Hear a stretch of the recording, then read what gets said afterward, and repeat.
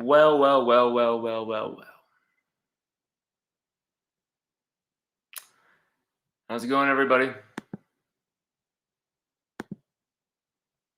Why is that? Why is that? Let's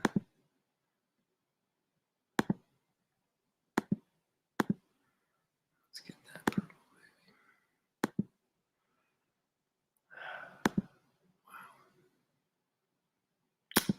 Wait for some people to get in here for a second.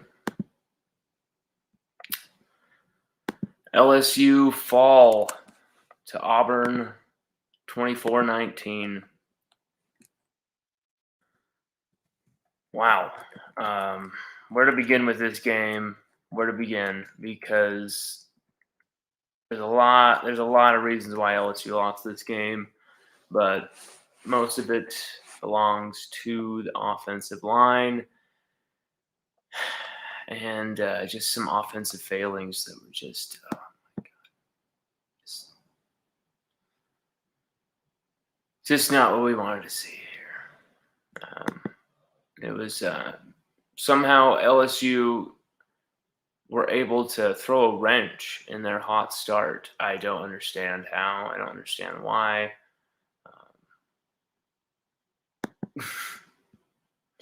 I really don't get it. I really don't get it. I don't understand how this happened. I love for some people to join the show. On your own comments and questions. I love and totally throw in your own opinion on what the hell we saw tonight. It was total collapse in a way from LSU. You just saw us getting beat up front hardcore. You saw some guys dropping some really key passes. Deion Smith dropped a touchdown at one point. It was a crucial play. It was kind of a pass behind him, but oh man, he could have had it. There was a play where Max Johnson overthrew Jack Besh just barely. Oh man, these are plays where if we had them back, maybe it's a different game. But I don't know. The inability to sack Bo Nix was it was staggering. I really don't even think we sacked him on the night. I'm going to try and find those defensive statistics because it was incredible. Bo Nix evaded 9 sack opportunities from everything that I charted. 9 sack opportunities. Ali Gay had 4 that he missed. B.J. Ojolari had 2. Micah Baskerville had 1. Major Burns and Devontae Strong both missed him together. It's a tough one to take. Neil Farrell Jr. had 3 pressures, 1 quarterback hit, 2 forced incompletions.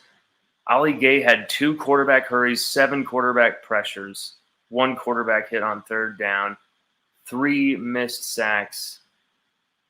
But I think it was actually 4. I think there was an extra one that I did not chart. It was up front, the defense, we were holding them to field goals early. Everything was looking great. LSU on offense, just for some weird reason, after the just unbelievable first drive, we just could not get it into the end zone. And we're just settling for field goals. But at least we were extending that lead big time. But it just kept allowing Bo Nix to creep back into the game. And they weren't really going for the 2 quarterback experiment much because Bo Nix just started offering Auburn something that LSU could not handle. He was totally using the momentum of our defensive line and their aggressive pass rushing instincts against them. And he was gutting us just like he did last year when he rushed on us for 180 yards last year. They rushed as a team for 163 tonight. He rushed for 74 and that key touchdown. LSU did great against the run, but we were worn down. Our defense was worn down because of our offense's inability in that second half. 25 carries for 32 rushes is just piss poor. 1.3 collective team average rushing for LSU. Could not do anything on the ground. Could not do anything. And then after the touchdown drive, after the strong first half, the passing game, it wilted away as well. There was a few big plays here and there, but then of course there's the play like the Butte catch that was called back where he did lose control of the football, and rightfully they called it against us. But LSU's offense just sputtered out of control and just could not get any cohesion, any rhythm going. Our defense was put out there way too many times against this Auburn offense. It really wore down that front. That front couldn't finish off the sacks because they were out there chasing Bo Nix half of the damn night. It was madness. It was crazy what we were seeing from Bo Nix, that he was able to seriously get away from us that much. I can't believe we couldn't finish off any of these sack opportunities. It made no sense. It was mind-boggling. Missed opportunities from LSU. Deion Smith, he had the touchdown catch go through his hands. Deion Smith rebounded by making that sick third down catch, though later on in the game. We just all throughout what I'm charting here, I see so many pressures from this defensive line, but so many missed sacks, so many missed opportunities to make big plays. Cordell Flott, he had a pretty good night. He had 5 targets, 1 catch. It was a big catch that he allowed, but still 2 pass deflections, 1 big tackle in the backfield, tackle for loss. Only 1 missed tackle, 2 pass deflections on third down as well. So Cordell Flott came out with another big night. Eli Ricks, 3 targets his way. He allowed 1 catch for 19 yards, one pass deflection. Dwight McLaughlin, 2 targets, 2 catches allowed, a couple for some short passes. I think he had another one on him later on in the game. Just the defense played well for the most part. They were able to really shut down that running game, minimize the running game. But then Bo Nix just added this an extra dimension, and we just kept giving them opportunities. And so they just kept racking up the yards, and they weren't really finishing off these drives with much more than field goals or some punts. But it just kept wearing down the LSU defense until they finally finished it off with a touchdown. I cannot believe LSU's offense could not finish this game off in the first half at least. How can you not finish this game off? As the Beatles sang, tell me why. Tell me why you lost this game. You were in complete control. It is such a huge hit now. Second loss. LSU are. Where are LSU at this point in the season? Send us your comments. Send us your questions. Send us your feedback. Let us know what you think, where you think LSU is at, what's wrong, who's wrong, what's going on here. We're seeing just a lot of problems in the trenches on offensive line, of course, but defensive line we're able to really be exposed at times. I think we should have really hung back there, let our defense kind of take a little breath for a few drives, a few plays, and let Bo Nix try and pass on us that way. Instead, the biggest passing plays, the biggest explosive plays were when we were blitzing the hell out of them, when we were really aggressively going at them with the pass rush. and he was able to evade us and then make these huge plays to Shanker. The Shanker guy, it was unbelievable against us tonight. He absolutely shredded us. Another halfback, tight end, hybrid, whatever you call him, and he just, wow. He was great for Auburn tonight. He was huge against us. He was great in the blocking game as well. Threw some big blocks against our guys. You saw a lot of big blocks on our guys tonight, and that was tough to see. There was plays where Auburn were more physical than LSU. But here's the thing. We got to go back to the offensive line here. When I see Ed Ingram and Liam Shanahan in a double team and they get outmanned, just completely out-physicaled and just playing some patty cake up here, playing some grab ass or something up here, and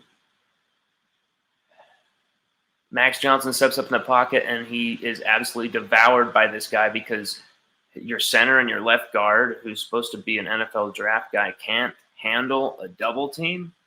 That is unacceptable. And it's not completely on Brad Davis. It's more on our previous O-line coach, James Craig, just coaching these horrible bad habits that Brad Davis has not been in there long enough to coach out of these players. Comments. Mike Free says, who's the next head coach? Wow. Who's the next head coach? That's a quite a crazy way for us to lead the show off, but let's delve into it, Mike.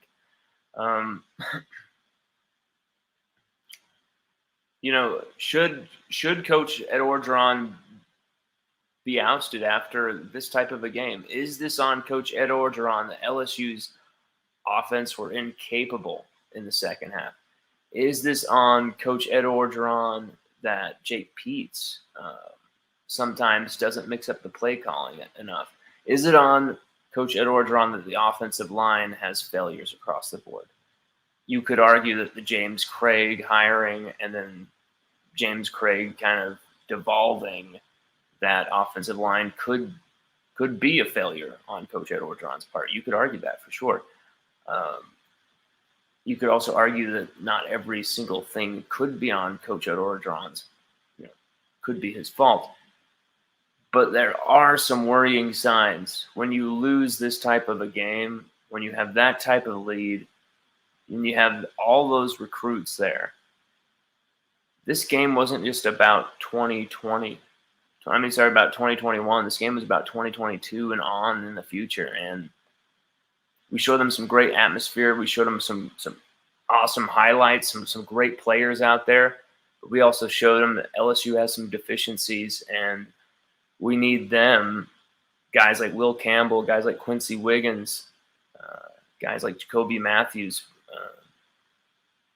a bunch of 2023 guys, Omarion Miller, list goes on and on and on. We need those guys. Harold Perkins at linebacker especially. My God. Harold Perkins especially. We need those type of guys to really take it to the next level.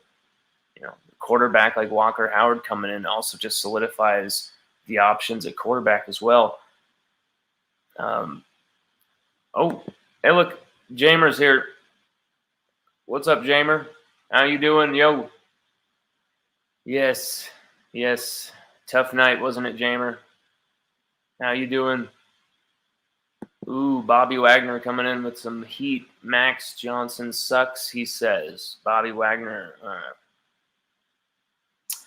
You can't really say it was all on Max when he's dropping dimes like he was to Keishawn Butte there early. I think the problem with the offense is we tend to start fast and then we start slowing it down. Why do we start slowing it down and then we have probably a good solid play call coming up to the line of scrimmage, and then we stop everything, have Max go and check, and look over and say, what's okay. And then they change it up, and then that's where things get screwed up. That we need to run with tempo when we go into the offense. We need to go in there just ready to kick ass, pedals in the metal. We are not going to stop until we have a touchdown. So, drink your fluids right now and get ready. Get ready to roll, because we're going to go down there and we're going to score a touchdown. Instead, there's just a lot of hesitation there. Steve Bridges says, not sure I have ever seen D-line back tackling. Not sure I've ever seen D-line back tackling. What do you mean? Mike Free, LSU talent is much better than Auburn. The problem is in the staff. You could probably, for sure, argue that this is on LSU's newbie staff, but I think Durante Jones had a pretty good game plan called there. I just think there was that you cannot account for how many times Bo Nix escaped on that D-line. It was crazy, and you just cannot account for how we needed to make adjustments. Durante Jones needed to make adjustments, and when you saw the goal line alignment on that touchdown right up the gut, it was like there was no one up the center to stop that. I don't understand. So yeah, there was some problems with the coordinators as well. Jake Peets needed to keep the pedal to the metal offense going. Needed to give Max Johnson the keys instead of, when we go out there and obviously the first drive is mapped out very clearly, and they go out there and they execute. It's always hot. We're always great coming out of the gates. So why don't we just have every drive mapped out like that, and then we adjust, and then we take the map and we basically give it to Max while the defense is out there, and he goes out there with the map and just carries it out. Just pedal to the metal. Give him a few options here or there, a few audibles to call, but you just go. And a lot of short passes, a lot of stuff, but just keep it rolling. We need to substitute our shitty, non-existent running game with some type of quick passing, high tempo, punch you in the face offense. But it seems like we're incapable of that right now. AD, my man, the offense sold the ship on this. Yep. 100%.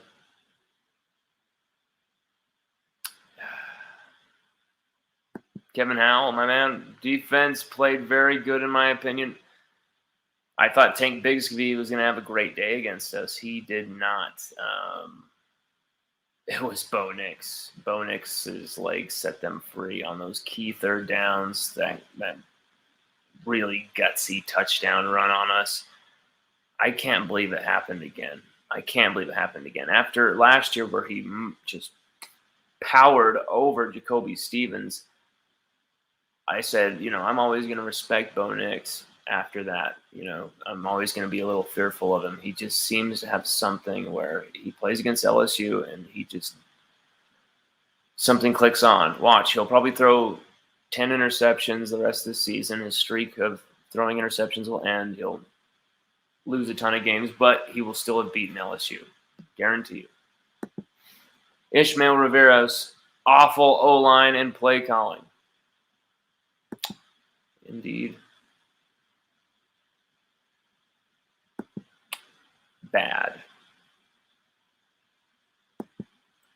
There's no confidence in the O-line. The O-line is horrible. Adrian Priggen says the O-line is horrible. The defense just couldn't hold up because they were gassed at the end. Exactly. It was tough watching the defense go out there after they made a few stands early in the fourth quarter. It was like, all right, our offense is going to score this, put it back up to 9, and then maybe they'll get another stop and we'll get a field goal and this game will be out of sight, right? Hell no, that did not happen. That was my plan. I figured that's what would happen. No. They just kept giving it right back. Our defense would have these great stops. They finally seemed to kind of hone in on Bo Nix's running game in the fourth quarter, and it still didn't matter. You saw Auburn were trying different things like the screen passes to the halfbacks and stuff like that, and it was gutless. DJ, why doesn't Coach O/Brad Davis play the backup center Charles Turner? Because Liam is just hurting our running game for the second year in a row. He cannot block on the interior. And, I thought he was a great snapper until tonight. Wow. His snapping. There was a few times where Max was literally catching it like that. Like Max did a fantastic job. He's looking, and he still caught it with his armpit and would go and then make the throw to Brian Thomas. He had a shocking game. So did Ed Ingram. Ed Ingram, Cam Wire. I know he's back. He's back from injury, but they had shocking nights. Our offensive line had a shocker all the way around. Anthony Bradford, things didn't improve too much with him. You can't really. I don't want to hear too much from the Anthony Bradford club saying like, he was perfect. He's the answer. No. There's guys on this team who are more aggressive who aren't being played right now, and it's a shame. Xavier Hill is one of those guys. I think he's more aggressive than what we've seen out there. Ed Ingram at left guard is being a liability right now as well. I don't think like it's the guys around him who are the problem. I don't think he is being a leader at all. I think he's playing soft, and that's my opinion. Mike Free, really, who beats LSU at home 7 and a night game? Auburn is not good. Big issues in the coaching staff needs to be fixed.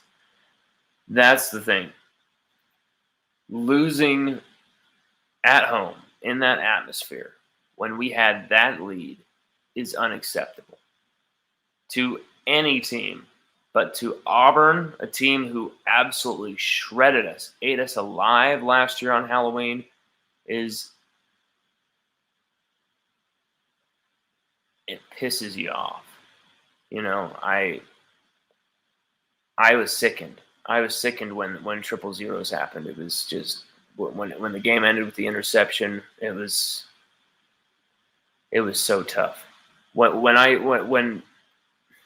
on the first replay, when it shows Kayshawn catching that 3rd and 6 pass, I saw him roll and I saw the ball just pop out just slightly.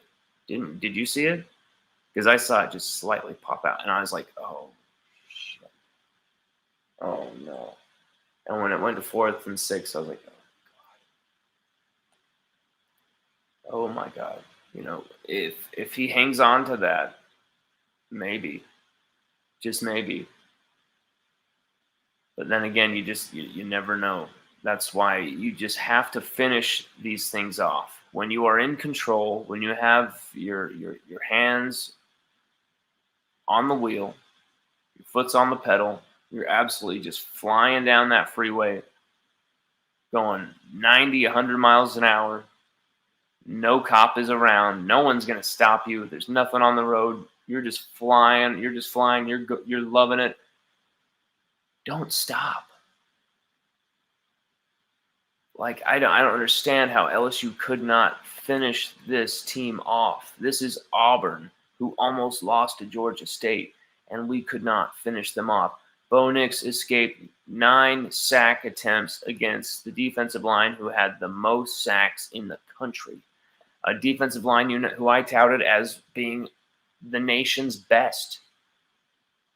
And I was wrong, because that's 2 games where they've been found out in ways that are very fundamental to what makes a great defensive line.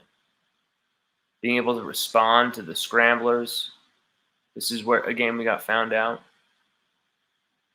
Being able to react and respond to the short passing game and a maneuvering quarterback is what killed us against UCLA. And the running game, of course. Something the defensive line has improved at. But tonight, the defensive line got just absolutely we just got killed by Bo Nix. Those yards were so backbreaking. Those plays were so psychologically, they took the crowd out of the game. Bo Nix took the crowd out of the game with his 2 legs. I mean, it was, I know Katie George was reporting on the sideline how loud. It felt to me like he took the crowd out of the game at times. And just our offense let our defense down so bad. They held against the run for so long against this team that rushes pretty damn well. They held against them for so long. And then Jaquez Hunter, I believe, the freshman, just burned us late. It was tough. It was tough. It was a tough night.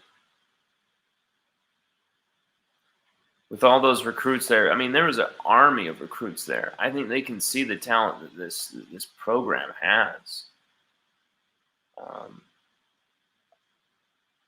The talk of removing a head coach, that's what's going to be really interesting, because how will that affect recruiting going forward? Will recruits jump ship if Coach O is the one to go? Vinyl and Kicks 86, War Eagle, great game. LSU fans, both teams have some serious issues. They do, but it was a great SEC game. It was, but LSU have to finish Auburn off. Have to finish them off. Not only in the third quarter, fourth, but we needed to finish that game off in the first half. LSU should have been up 26-0 by the end of that half. Auburn had nothing going on offense. Suddenly, by the end of the first half, they were right back in it with a touchdown and a field goal. It was shocking. This is a horrible performance of LSU. We do not deserve it. Natalie Vittori says, yeah. Am I saying that right, Natalie? This is a horrible performance of LSU. We do not deserve it. Yeah, the fans do deserve better. The players deserve better. I think there is issues with the coaching staff. There are issues with this coaching staff, deeply rooted, and I think it's about, there's an ego there. There's an arrogance there. There's a vibe of, we've been through this, we've seen it all because of 2019, and I don't like it. But then what's the alternative? Tell me who the alternative is over the Coach Ed Orgeron regime that could really do better with these athletes and would be proven to pull it off. And it wouldn't be a huge monumental gamble that might set the program back 10 years. Tell me who. I want to know, because there's issues here. I'm not completely 100% sold that Coach Ed Orgeron can turn it all around. I believe in Coach Ed Orgeron as a coach, but at the same time, he's shown me different sides to him that I didn't expect, different things that I hadn't anticipated, and I've found out certain things from some people, that I haven't been able to confirm, that call into question certain things. All of that is a whole nother conversation. This on the field, do these two things bleed into each other and then it turns into what we see on the field? I'm not sure. Because what we just saw was poor offensive line play and just a horrible inability to kill off a team. Vinyl and Kicks 86. To be fair, this LSU squad isn't that great either. Let's be honest. There's a bunch of future NFL talent across the board. The problem is, you look at it, we're losing guys in key positions. Left tackle, Dari Rosenthal transfers. Derek Stingley at cornerback, he's hurt. Ali Gay, I don't know how he lasted that long in this game with the injuries, but it did not help him much. Being rusty from those injuries. I think had he been 100%, probably would have finished off Bo Nix on a few of those. But LSU just Jay Ward coming off injuries as well. How did that affect him on that one-on-one, that key one-on-one third down where he could have made that stop, but ended up having the miss. But then again, Jay Ward blocked a field goal coming off the edge. His second blocked field goal in his career. So there's criticism. But then I feel like this team is actually the nucleus of a team that could win a championship at LSU. All the ingredients are there. The problem is they're running out of time. There's only a short window. And is this the right staff? What is this team missing more than anything? It's offensive line. The running back talent is there, but there's no offense. This offensive line is so bad that there's 6 guys in everybody's face the second they get the ball. Okay, there's nowhere to go. There's nowhere to go. Mike Free says Auburn D-line is not good at all. Seem to do well tonight. Adrian Perkins, my man, it's time to put them young boys on the O-line. Cardell, Xavier, Garrett Dumerville, the kid freshman from Florida. Yeah, Marlon Martinez, Marcus Dumerville, put him in. I agree with AD right there. Put him in. Why the hell not? These fruit snacks are damn good. Why the hell mess around anymore? We have 2 losses. There's not going to be a national championship run, nothing like that. Why not just really see who we have on this team and who's going to factor into the future?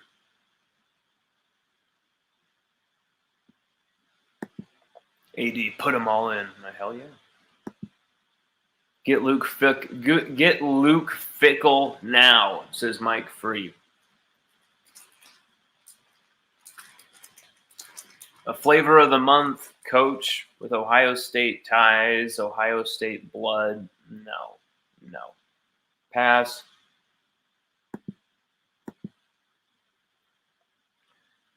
AD, this O-line needs to be scrapped. Really, the O-line is so bad. It is so bad. I was watching the tape. There's only a few offensive linemen I've seen play actually really well this season, and the rest have been absolutely horrible. Xavier Hill has had some really good reps, and then he had 2 or 3 that were pretty bad. But usually it was also because of who was next to him, Ed Ingram. And Ed Ingram would leave him exposed on so many of these plays against great edge rushers. Charles Turner has had some great reps at offensive line. Charles Turner looked really good at right tackle. But then again, we don't use him. We have to keep using Austin Deculus because he has to be the first guy to have 60 appearances at LSU or whatever. We're not doing what's right for LSU with our personnel decisions. That's what you're seeing. Sometimes a lot of the people who are talking about LSU don't even really have a clue about this team because they don't even know who's even on the roster. I remember them talking about a lot of different guys last year at receiver. Who's going to back up Terrace Marshall? Oh, well, here's Eric Gilbert. And they just kind of hugged on to his name because they didn't really know anybody. And I was like, well, there's Kayshon Boutte, who's going to be a star. And people, Kayshon Boutte, and they had no clue what was coming. Kayshon Boutte has proven himself, and he keeps proving himself. Even this year, I was telling people, Kayshon Boutte is going to win the Blitnikoff. I was absolutely mocked, even by the host of the Voice of College Football himself, Mr. Mark Rogers. He said, you're the only person in America who thinks that Kayshon Boutte is the number 1 receiver in college football. Well, he has proven himself. But he missed a catch in a crucial moment. This is the second time this season he has missed a catch in a crucial moment. First time was against UCLA, dropped a touchdown. Tonight, again, he drops the 3rd down catch on pretty much just sealing it on the way down. It looks like he had it completely, but rough night, especially when you look at how everything started out for LSU. It looked like we were going to run Auburn over. And then things started turning into field goals, and I started to get very, very worried.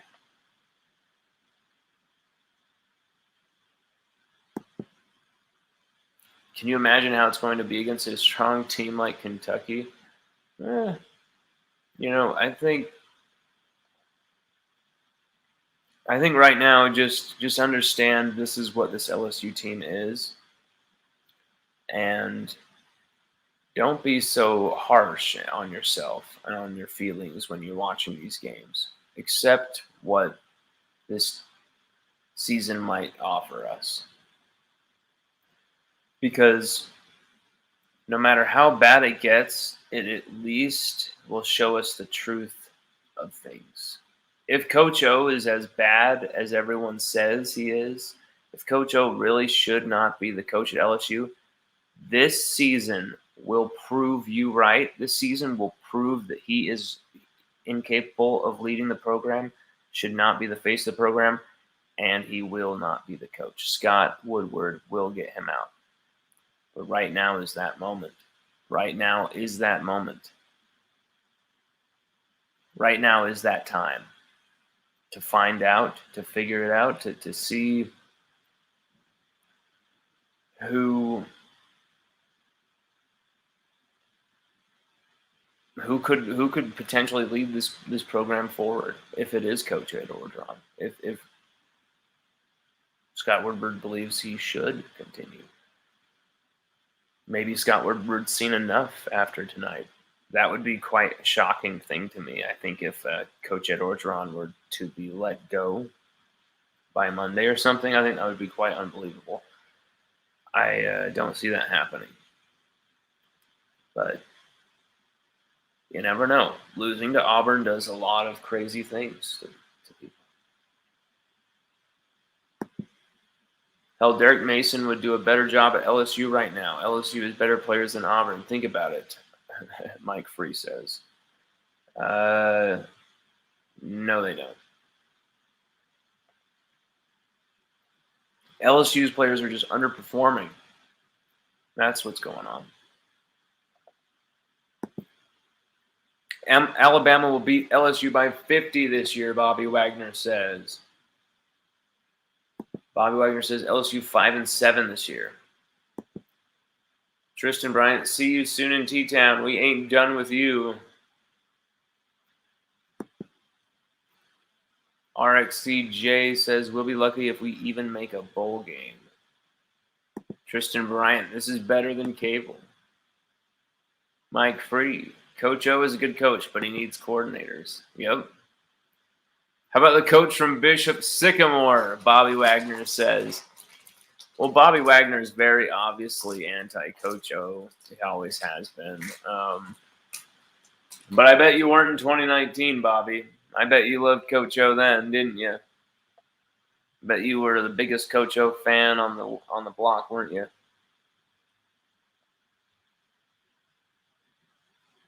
That's the thing is sometimes when adversity happens, you find out who's real and who isn't. Who's going to be a real LSU fan, who isn't? Who's going to really stick by these players? Because, yeah, there's some underperforming guys who really deserve the criticism. But there's some guys who I see the fans getting on who have nothing to do with why we lost.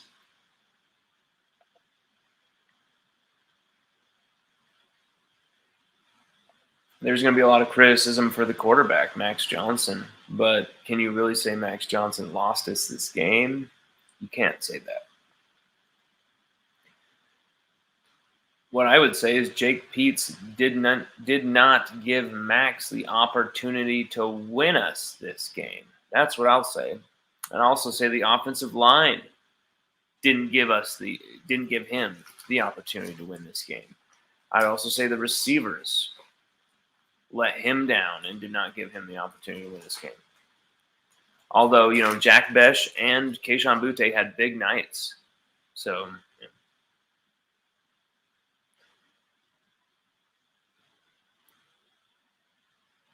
Let's look at the numbers here. Let's check out these numbers. I mean, when you look at that running, it's just running game is awful. Keyshawn Butte 6 for 127. Jack Besh 7 for 84. Brian Thomas 5 for 32. Malik Neighbors, who I thought was going to have a great game, actually scored a huge touchdown, 2 for 30.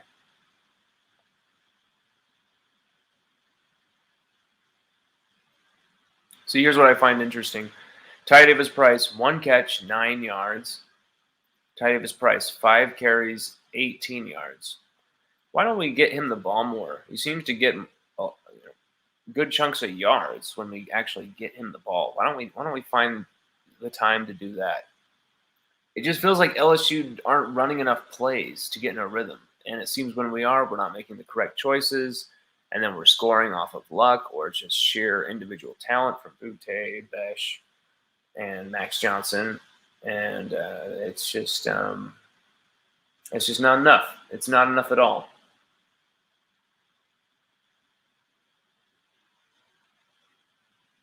LSU are going to catch some L's. This is not over. This is far from over. I don't know how bad it's going to get. But LSU have issues they need to solve now, or this season could get really, really out of control. And I think that's even with Max Johnson and Kayshon Boutte putting up huge numbers. Kayshon Boutte could catch 24 touchdowns this year, and we could still lose 6 games. Like, that's the type of team we're talking about here. We're talking about a very one-dimensional team that is so one-dimensional that it seems like once they hone in on their coverage, it just seems like we can't get through it. I don't understand it. I don't understand how we can't just call short little hitches when they back off Boutte. Just snap the ball, bullet that ball straight to Boutte, let him create with his legs. Get 5 or 6 yards at a chunk. Snap the ball again very quickly. Throw a slant to Besh. Let him get 5 or 6 yards at a minimum.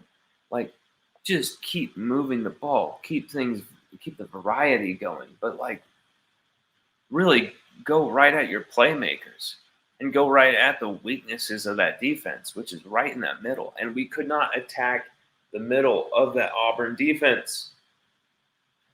We let them, as Denny Green would say, we let them off the hook.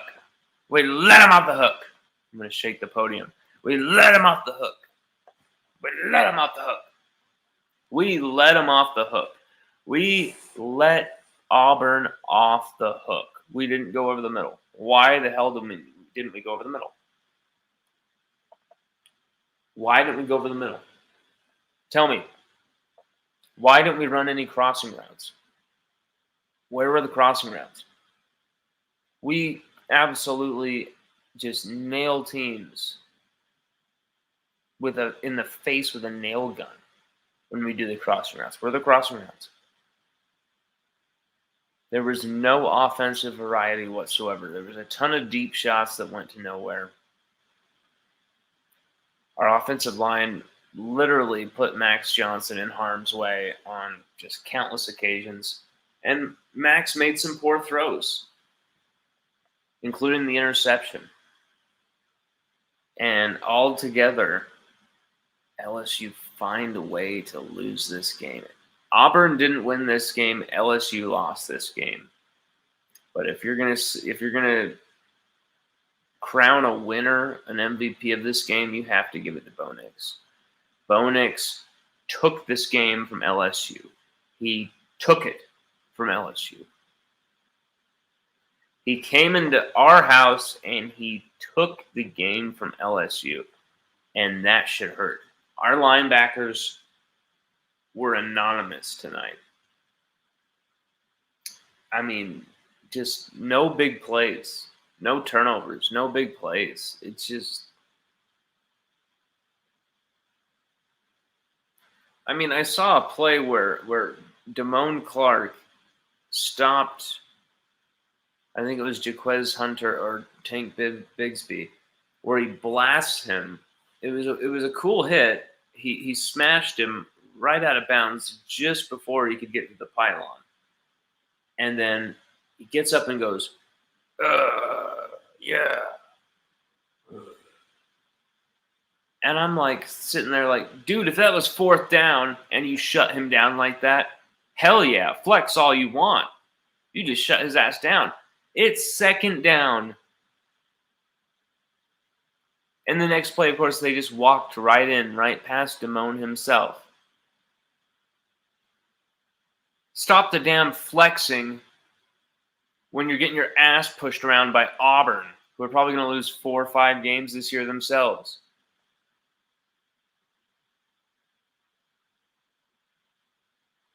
Just unacceptable.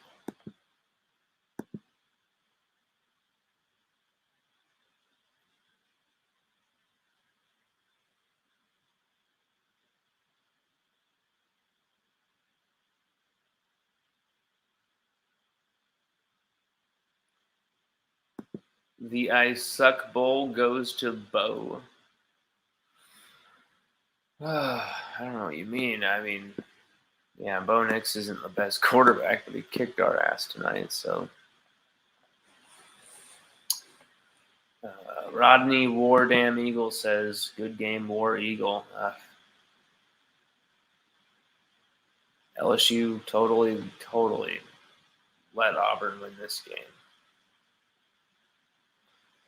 And many will call for Coach Ed Orgeron's head. Should Coach Ed Orgeron be on the hot seat for this game? Hell yes.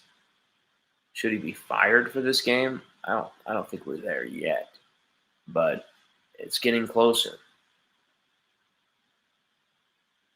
Losing this type of game is just so. You cannot lose this game. But I saw a head coach coaching his absolute larynx out there. I saw Coach O stopping his players from stupidly getting a taunting penalty. I saw Coach O, freaking out his defensive line, trying to get their ass moving, get their ass going. But I didn't see a defense willing to make adjustments to say, okay, we're not going to get burnt by Bo Nix's legs. We're just going to hang back and make him pass against us. See if he can beat Eli Ricks with these receivers. See if he can beat Dwight McGlothern with these receivers. Because he couldn't unless he was on the run and doing all these crazy things, and he's going through all these secondary routes and all these third different routes and all this crazy backyard football stuff.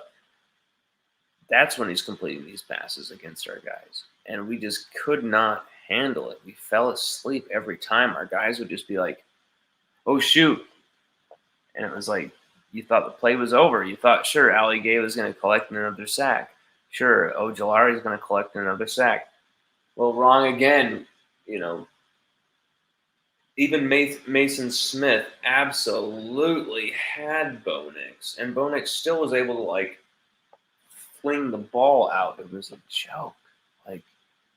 We could not get this dude to the ground. I will like to understand why Coach O took all the timeouts in the first half. Well, there's just 3 timeouts per half. So, you take 3 timeouts in the first half, and you start with 3 fresh timeouts again in the second half. The problem was there was a few times where we had to take a timeout because of the play clock going down and confusion with the play call, and delay of game penalties would happen, and just in every game, I swear to God, there's these stupid delay of game penalties where there's a horrible miscommunication with the offense. Just something's going on where coordinator to quarterback to center, and I feel like the center has a huge role to play in not getting the ball off, because every one of the times seems to be Liam Shanahan is just not snapping the ball. So maybe LSU should go with Charles Turner at center. Maybe LSU should try Xavier Hill at center.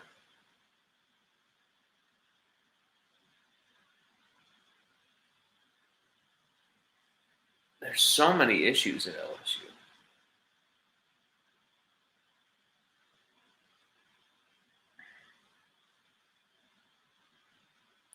There's so many great players.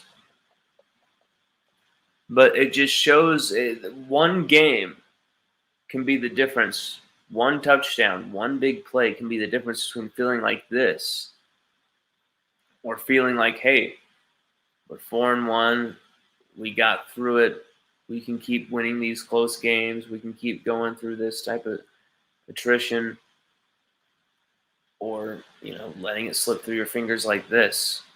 And it just shows that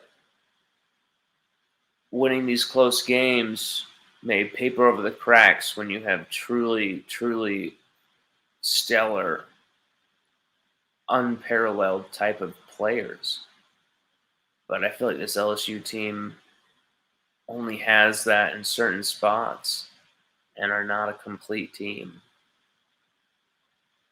They're just not a complete team, and they're not playing full 4 quarters of football offensively. This defense really played damn amazing football, and had the offense been productive, even just like half of the time, they would have still kept Auburn under 20 points. And knowing that is just sickening to me, that LSU couldn't finish this off even 26-17, even 33-17, 29-17. Something. Give me something.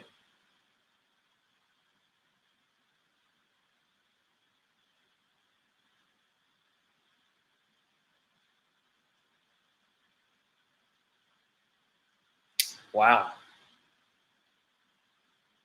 LSU season is now on the precipice. We're now on the precipice. We're now on the precipice to really going to a dangerous, dangerous place here. A dangerous place where everyone's at risk. Everyone's on the plank. Everyone's capable of going.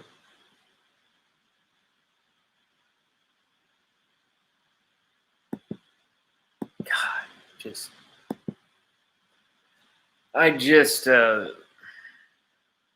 see LSU open with such ass-kissing. You see LSU open with such ass-kicking momentum and just punching Auburn in the mouth. You see Auburn making so many stupid penalties. Auburn were missing field goals. Our defense was shutting down the run game. We were doing everything right. All we needed was a defensive play. We needed a turnover. We needed a sack. We needed some big play on defense. We didn't get it. But what we could have had was a few touchdowns in that first half.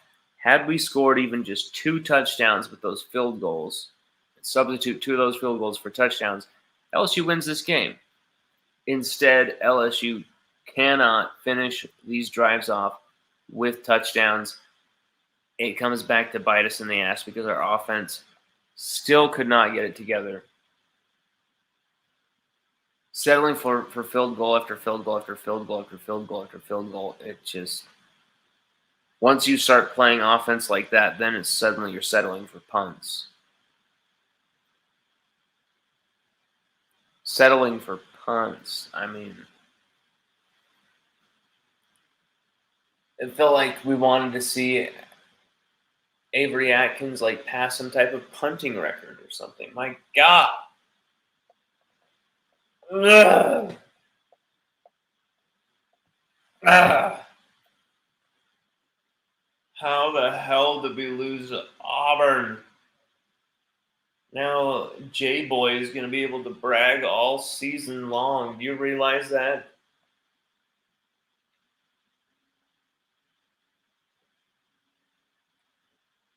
God. How the hell did that happen?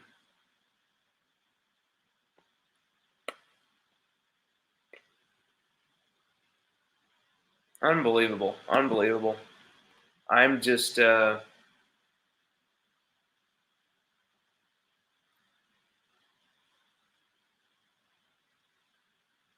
don't even know where to begin with this team. What the hell happened?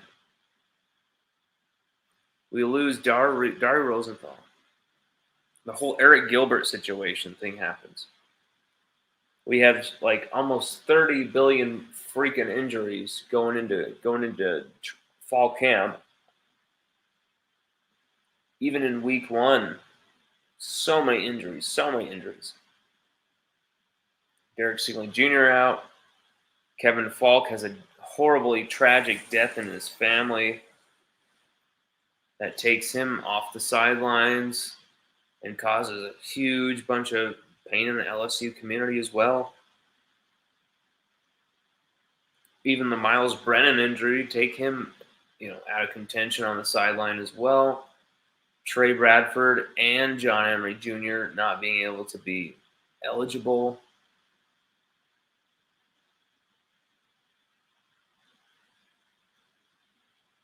Marcel Brooks transferring to TCU. There's so many players who could be absolutely dominant for LSU right now.